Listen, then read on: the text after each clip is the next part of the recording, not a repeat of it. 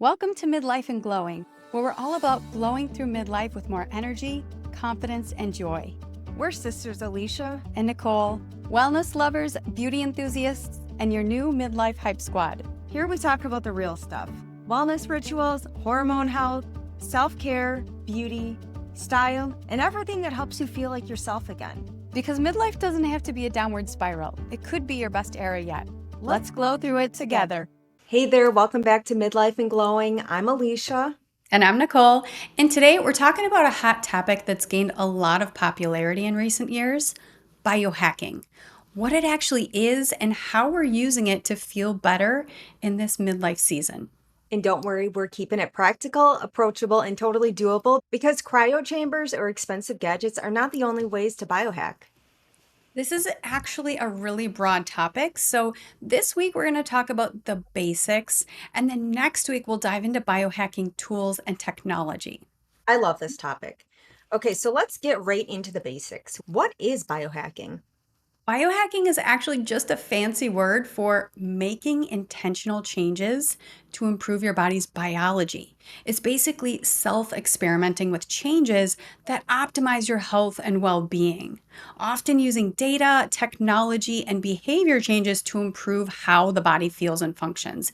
It can be as simple as getting out in the morning sunlight and getting to sleep at a consistent time every night, or as advanced as experimenting with cutting edge wellness tools like data tracking tools or hyperbaric oxygen therapy, or even targeted supplements. At its core, biohacking is about becoming more in tune with your body and using data or strategies, whether they're technological or behavioral, to support better energy, hormone balance, brain function, and overall well being. It's kind of about getting geeky about figuring out what lifestyle, tools, and technology helps you support your best health. So, for those of us in the perimenopause phase of life, that means figuring out how to best support our hormones, nervous system, metabolism, sleep, and recovery, because all of those are shifting in midlife. So, I will also say that biohacking has definitely been sensationalized a bit. I do think it's kind of funny how we have to have a term for just basic things that, like our ancestors used to do every day anyway, like getting out in the sunlight in the morning is considered biohacking, or, making sure that you're well hydrated is considered biohacking. We've kind of gotten a little bit away from just the basics in our everyday life of like, what our foundational health principles are, right? I was on somebody's Instagram account the other day, and he was talking about drinking your water out of a copper cup. And while that's not complicated, that's a simple thing to do. I just kind of had to chuckle to myself because, like, we want to make things complicated.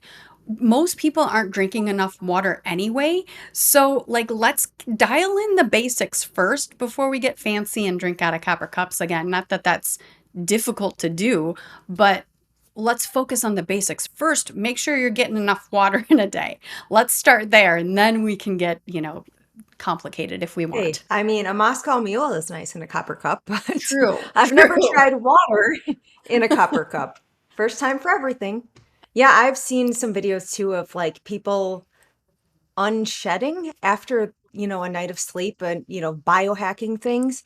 And I cannot even fathom how they could possibly sleep with all of the things they have attached and hooked up and done to their body. Like, how? How Yeah. could that not disrupt your sleep? You have like some thing attached to your torso, and I don't know. I'm sorry. I like my mouth tape and I like, some of the more basic things, but I can't imagine doing some of that stuff. Like, if I can actually get some sleep, I am not going to have some of these crazy tools or whatever get in the way of my sleep. So, no, I think I'll pass on some of those crazy, complicated things and just stick to the basics.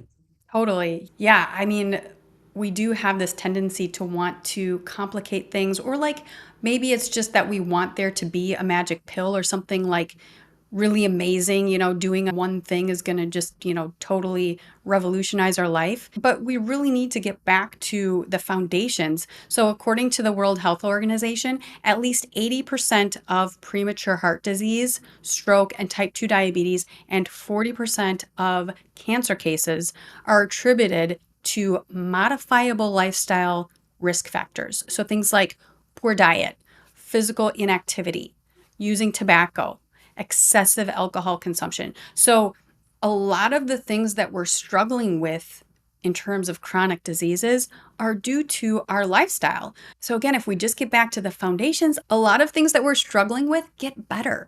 And in today's conversation, we definitely are focusing on biohacks that are simple, they're easy, and they're just supportive of those foundations. Right. I think when you have issues that you're dealing with, like sleep or weight gain, so many of us are like, what's the magic pill? Like, we're guilty of that. Like, oh, if I'm not sleeping, like, give me a pill for that. If I'm gaining weight, I must need a pill. And really, if you focus on these basic things and you modify your lifestyle, a lot of these issues get better or go away. Absolutely. Yeah. We've veered off course in terms of the basics for a well being. We know the things. Most people, almost everybody knows what they need to do for Right. wellness, right? It's just a matter of getting back to actually doing them. And I'm not judging. I'm also guilty of like, I would love there to be magic pills for a lot of these things too. But the reality is that if you don't fix the foundation, whatever magic pill you think you're taking isn't going to work. At some point, it's going to fail if you don't fix that foundation first. So, It's just a band-aid and not actually exactly. getting down to the root cause of Totally. the issue. Yeah, Yes. right. So why is biohacking especially helpful at this stage of our life in midlife? Well, because in midlife, your baseline changes, right? Hormones are fluctuating, sleep is disrupted, stress hits harder, and your recovery slows down. So, biohacking helps you optimize what's working and gives more attention to what needs more support, right? Like your cortisol levels, your nervous system regulation, circadian rhythm, your energy, and even your digestion. Okay, so let's cover some common questions that women often have on this topic. Do I need expensive tech to start biohacking? Not at all. So, walking barefoot on the grass, adding minerals to your water, getting natural sunlight in the morning, those are all free biohacks that have a powerful impact on your nervous system and your hormones and your circadian rhythm. So, switching your phone to night shift mode, that's another one. Turning down the lights in your home at night to reduce blue light exposure and optimize melatonin production.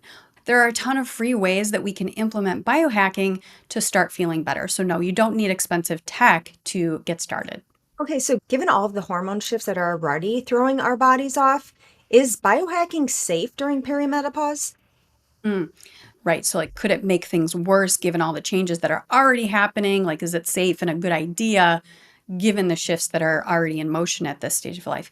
Well, yes, biohacking is safe and effective during perimenopause when you're tuning into your body and not forcing it, right? We're not talking about extreme things like doing high intensity workouts while you're doing a 24-hour fast.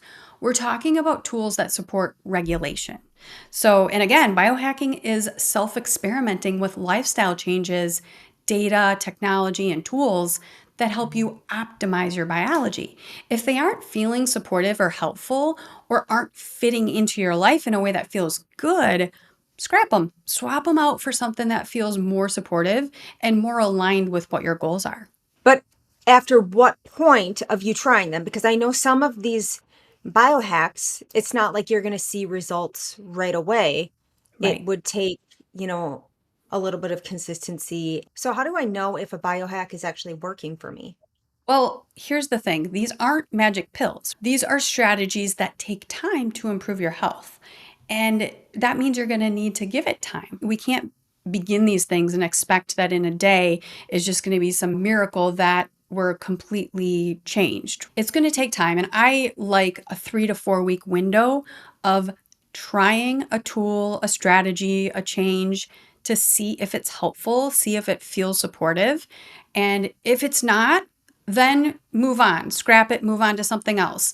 But It's going to take at least 3 to 4 weeks for you to determine if it's helpful for you.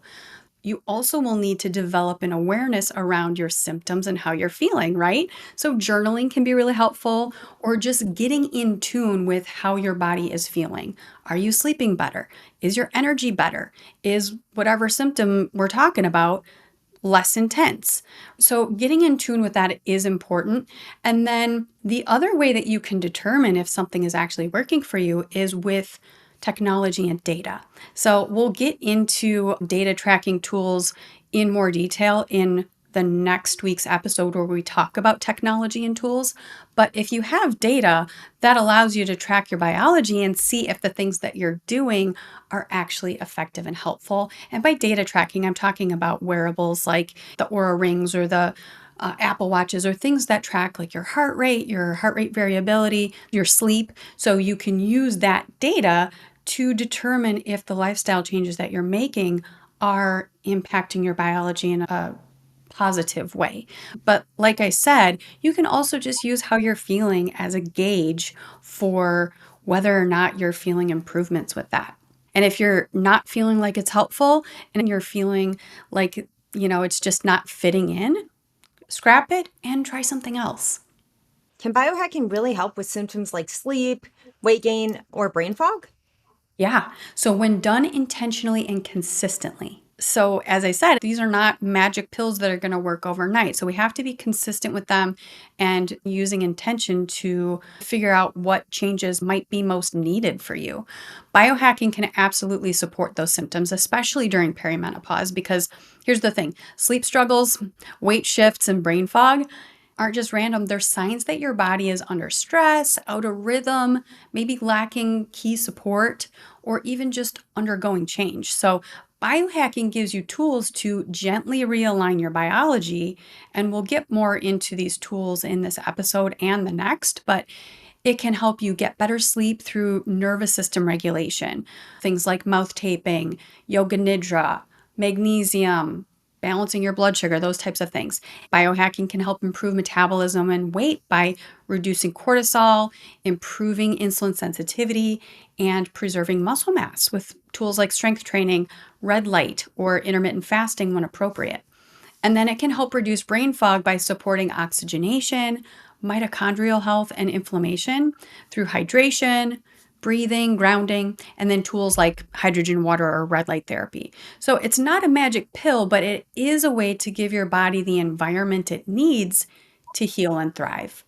So, how do I fit this into my already busy, overloaded life? Right. Nobody wants a super complicated thing, right? Like you and I are not interested in making our lives super complicated. We like simplicity, something that's going to be effective and easy. So Mhm. basically, the way that you fit it in is to use habit stacking to fold these simple hacks into your routine. And if you want to get complicated, you can do that. But using habit stacking is a really great way to just layer them into your current routine. And we'll give you examples of what that could look like in our Glow Bite this week. So make sure to stay tuned for that. Yeah, I could see how some things, if you're making it complicated, you could spend hours, Yeah, hours doing some of this stuff, but you don't need to. You really right. don't. And if you stack it into your day, you can make it fit seamlessly. Totally. I mean, if you have the time and you want to do all of the things and you can, go for it. If it's feeling good to you and you want to, like that's great. But I think a lot of people are just wanting simple, like, give me the simple thing that's going to be effective, right? Like that's where I'm at. Yep, absolutely. Okay, so where do I start? So start with one behavior that feels good. Maybe it's stepping into the sunlight in the morning while you drink your coffee. Maybe it's cutting caffeine afternoon, and then build from there. We're not aiming for perfection, just progress. So start with what feels good and doable, and then we'll walk you through some of our favorite entry points that don't require a high-tech lab or a cold plunge. But also, when you think about where to start, you all know where in your life you might need the most support, right? Like maybe you already know, yeah, my sleep routine is not where I'd like it to be. Or maybe you know that you're not getting enough physical activity. Or maybe you've been thinking, yeah, I probably need to be doing some resistance training at this stage of my life, and you just haven't gotten there yet. So you probably know where you need to start. And the trick is starting with something that's small and doable. Start with one thing that you know that you can do on a consistent basis, because again, these aren't magic pills. These are tools that require consistency, doing them every day. Your health is a result of what you do daily, not what you do occasionally. So choose the small thing that you will be able to do on a consistent basis. Foundational lifestyle hacks that require almost no tools are the things that we're going to talk about. So, we're going to walk you through some of these lifestyle based biohacks that we use and are simple yet yield powerful results. So, let's just get started with what happens first thing in the morning. Get sunlight. If you can get sunlight first thing in the morning, it really supports a healthy circadian rhythm, and then blocking blue light at night. So, essentially, mimicking what the Earth's light and dark cycles are is really helpful for supporting your circadian rhythm. Getting outside and getting that natural sunlight is really fantastic. And then at night, we all have so many lights around us, and blue light actually inhibits melatonin production. Melatonin is one of your sleep hormones. So if you can block out blue light at night, that will allow your body to produce melatonin and it will support your sleep. So getting sunlight first thing in the morning and then blocking blue light at night are really going to support your circadian rhythm and help improve your sleep too. The way that you can block blue light at night, you can do a couple of different things. You can put your phone on night shift mode, so that will block out the blue and put more orange tones on your phone. I'm also a big fan of using blue light blocking glasses, because you might be getting blue light exposure from other things like lights in your home. So I like wearing blue light blocking glasses at night in addition to putting my phone on a night mode. I find that really helpful. And at what point in the night would you suggest putting your phone on that night shift mode or putting on the super cute blue light blocking glasses? So I would say if you can do 1 to 2 hours before bed, that's ideal to implement those changes to allow your brain to produce melatonin effectively.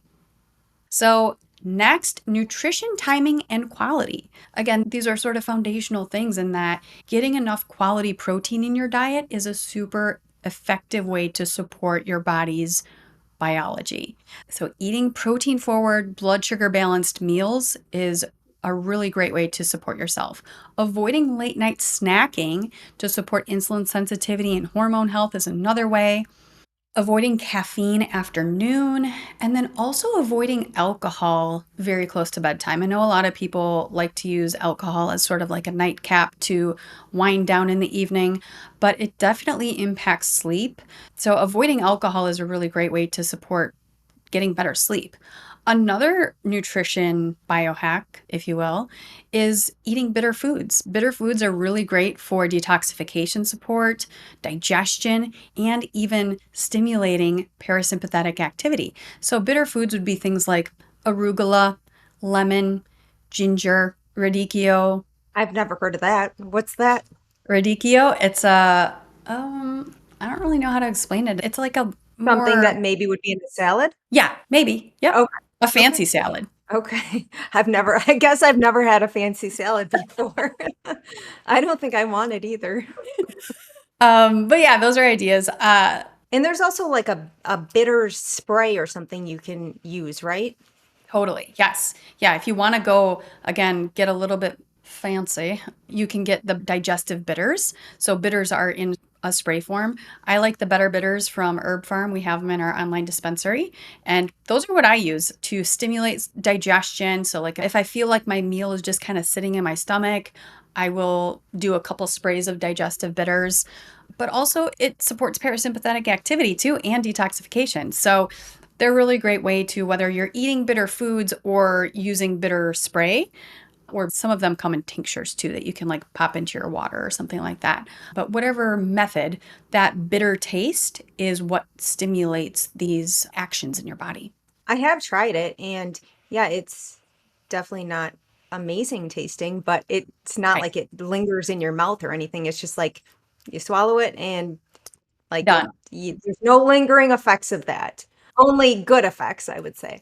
Yeah. Um, Another question, maybe you answered this and I missed it, but at what point should you stop eating before bedtime? Like, I know for me, that is a very that is something I struggle with, like, when you're in the evening, like, "Oh, the kitchen's a little too close for me," and I find myself in there wanting to have a little snack, and, I don't wind up feeling great after, like, when I can avoid the late night snacking or, just stay away from the kitchen.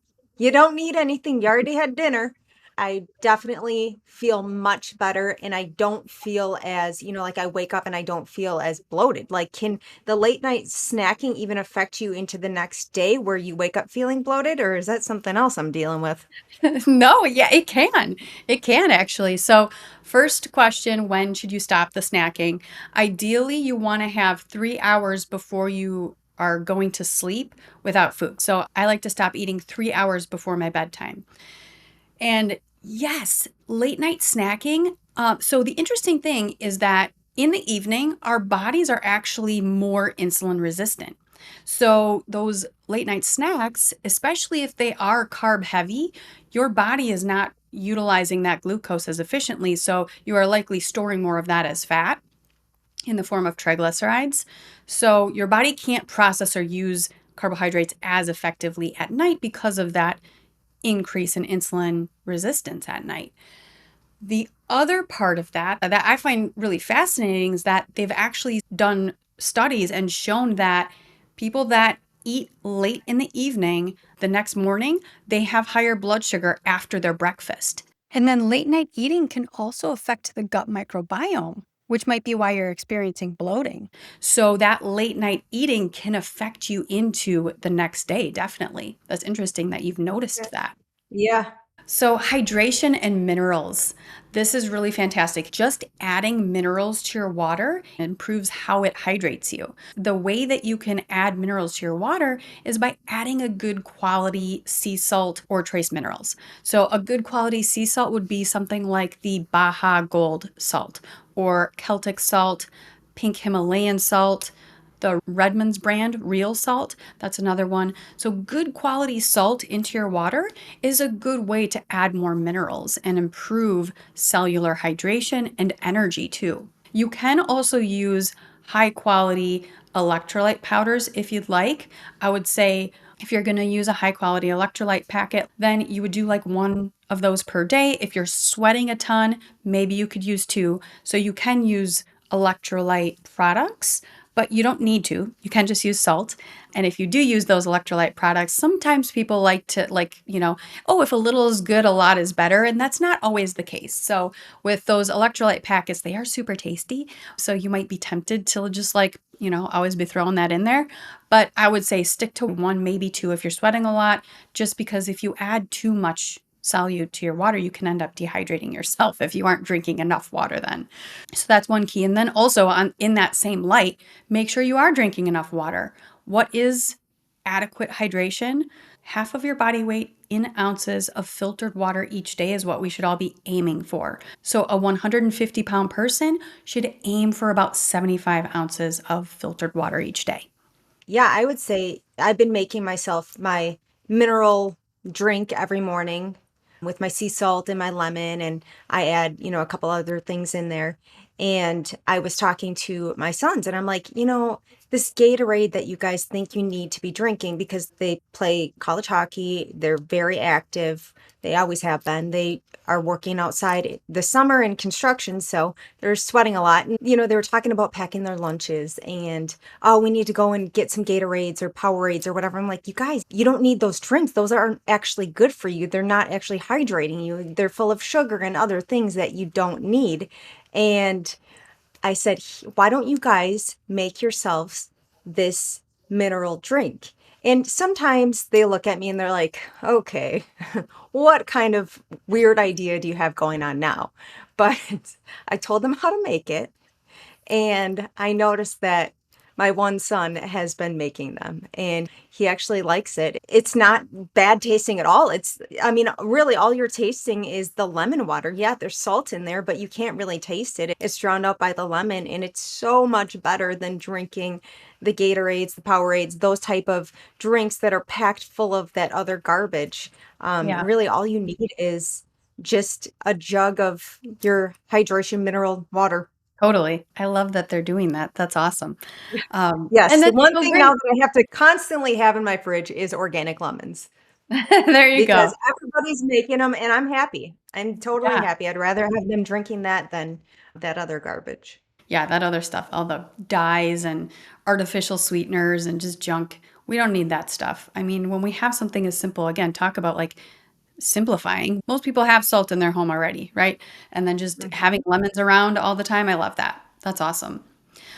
Okay, quick pause because we have to share one of our secret weapons for nervous system support, better sleep, and just feeling human again in midlife. It's called Radiant Rest, our Yoga Nidra audio series designed to help you reset, restore, and actually feel rested. If you've been wired but tired, waking up in the middle of the night, or riding an emotional roller coaster, this is for you. Yoga Nidra is a guided rest practice that helps regulate your nervous system, balance hormones, and shift you into deep, healing relaxation. This technique is especially great during perimenopause because it supports your hypothalamus, which is the hormone control center of your brain, which needs a little extra love during this time of life. And because we're in midlife too, we made sure these sessions are approachable and supportive. You'll get a quick intro, help crafting a sankalpa, your personal intention, and 4 different Yoga Nidra audios to fit your needs. It's one of our favorite ways to wind down at night, or even midday when the stress hits hard. Seriously, try lying down with an eye mask, hitting play, and letting your body do nothing but receive. You can grab Radiant Rest in our stand store. Link is in the show notes. Now back to the episode. Stress and nervous system support is huge, especially in perimenopause. So, this category, I feel like a lot of people like to breeze over, but we really need to like hone in on this category. Things like yoga nidra, meditation, breathing practices. In our GB3 episode, our third glow bite, we walked through a really wonderful breathing practice if you're needing some tools or ideas. Slow walks, reflection, journaling, talk therapy. These are all ways that we can support our nervous system. Just slow down, take some deep breaths, pause so that we can support a healthier nervous system and stress response. Again, in perimenopause, our stress system is more reactive.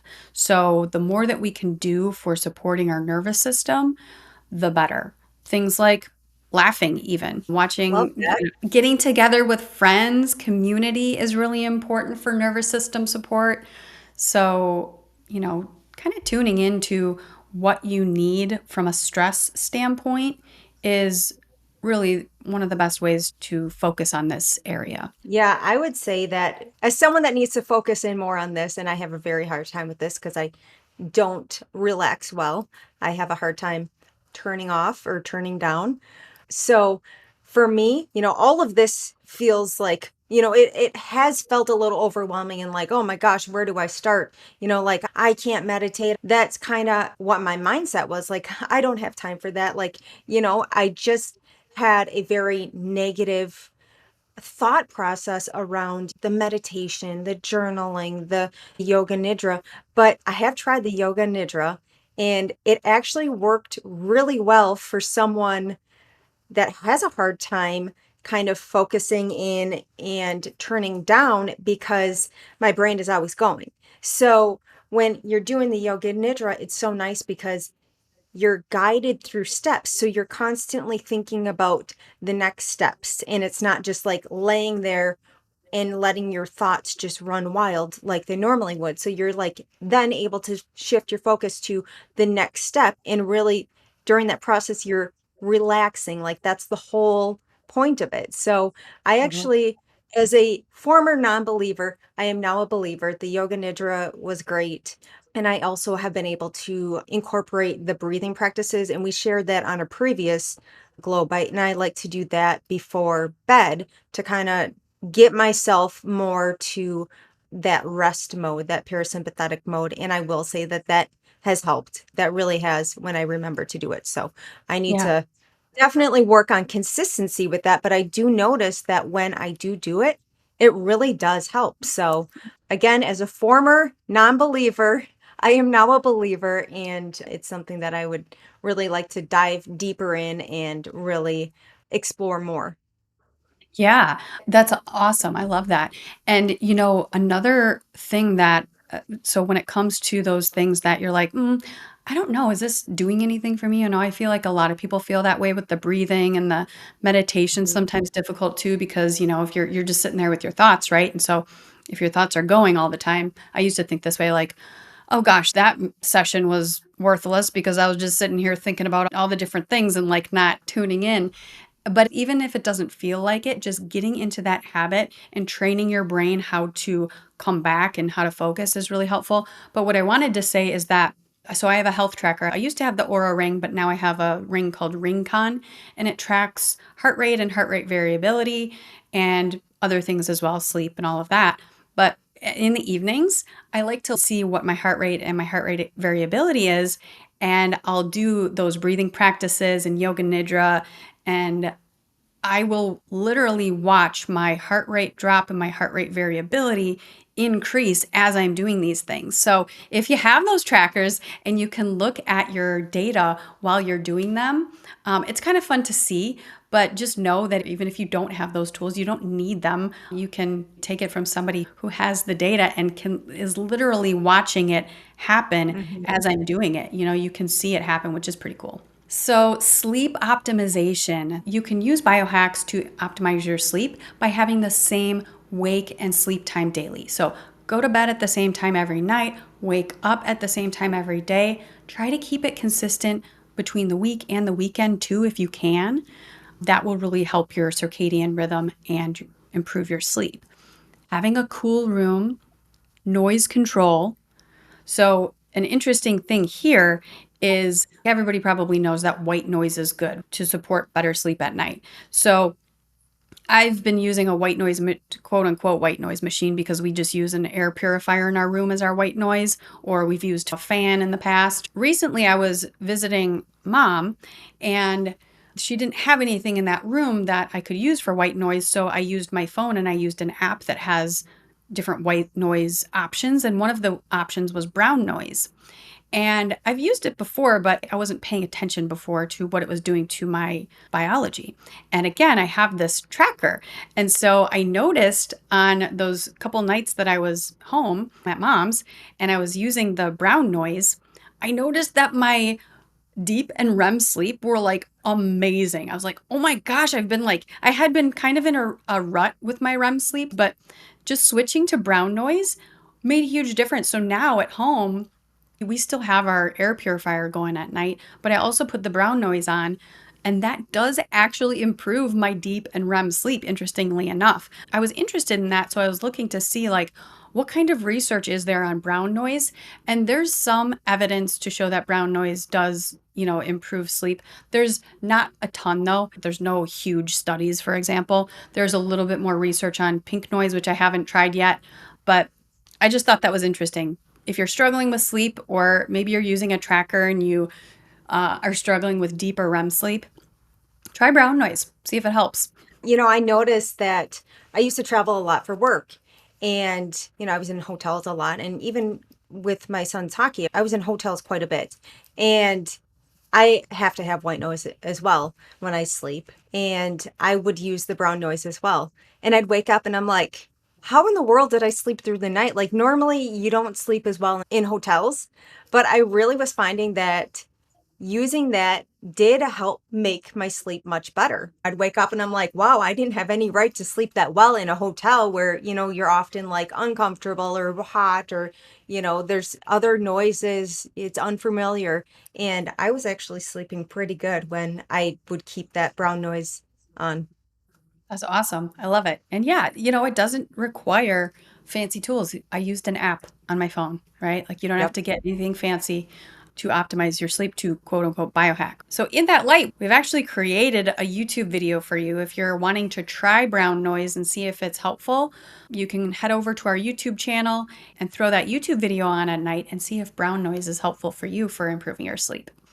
Another thing that is helpful is having an early dinner. So, as I mentioned earlier, making sure that you're eating at least 3 hours before your bedtime is a good way to optimize your nutrition, but it also optimizes your sleep. So, you want to give your body enough time to digest your meal and your food before you go to bed so that you're not going to sleep. And maybe, some people struggle with reflux or you're just feeling like heavy, like you're digesting, and that's going to impact your sleep. So, eating at least 3 hours before bed is a really great way to support better sleep.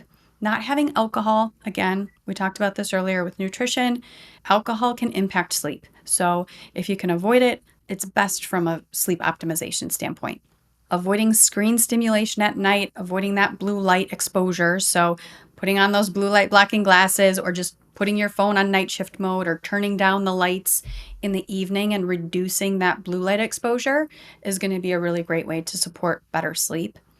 Mouth taping at night is another really great way to encourage deeper, higher quality sleep and better oxygenation. Dry brushing. So, this is another really great biohacking tool. And you don't actually even need a dry brush to do it. You can use a washcloth. If you have one of those exfoliation mitts, you could use one of those. But you don't need any tools. You can just use the washcloth that you have in your cupboard already. And it's a really great way to support lymph flow, improve circulation, detoxification, immunity, and can improve energy and exfoliates dead skin for a smoother, brighter glow. And we did do a YouTube video on how to dry skin brush, so we'll make sure to link the YouTube video in the show notes. So as you can see, all of the things that we've mentioned today are simple. There's very little tools required, and you can start with things that are going to fit easily into your day. Most of these things are foundational. They're supporting the foundations of your health, and I think that's what we need to focus on when you start with biohacking if you're wanting to just get started. Yeah, I started small with just mouth taping, making my mineral water in the morning, and trying that breathing technique before bed. And it doesn't need to be complicated or, take much time. Like that is small and it's very easy to fit in my day. I also like to turn on my essential oil diffuser in the morning, exercise, eat healthy. It sets the tone for my day, and my body definitely feels that, as well as my mood. Yeah, that's amazing. I love it. It's just these little shifts, and it's finding those things that you align with that are going to fit into your life that you can be consistent with. Again, it doesn't have to be complicated. The simplest changes often make the biggest difference when they're done consistently. If you're curious where to start, download our free Daily Glow Rituals Guide. We have it packed with practices to support your hormones and help you feel more grounded and energized. If you're looking for additional tools to support these lifestyle based biohacks, check out the show notes and we'll share our favorites. Don't forget to tune in next week when we talk about our favorite biohacking tech and tools. Thanks for hanging out with us on Midlife and Glowing. If you loved this episode, it would mean the world to us if you'd follow the show, leave us a review, or share it with a friend who's glowing through midlife right alongside you. Let's make it our best era yet. We'll see you next time.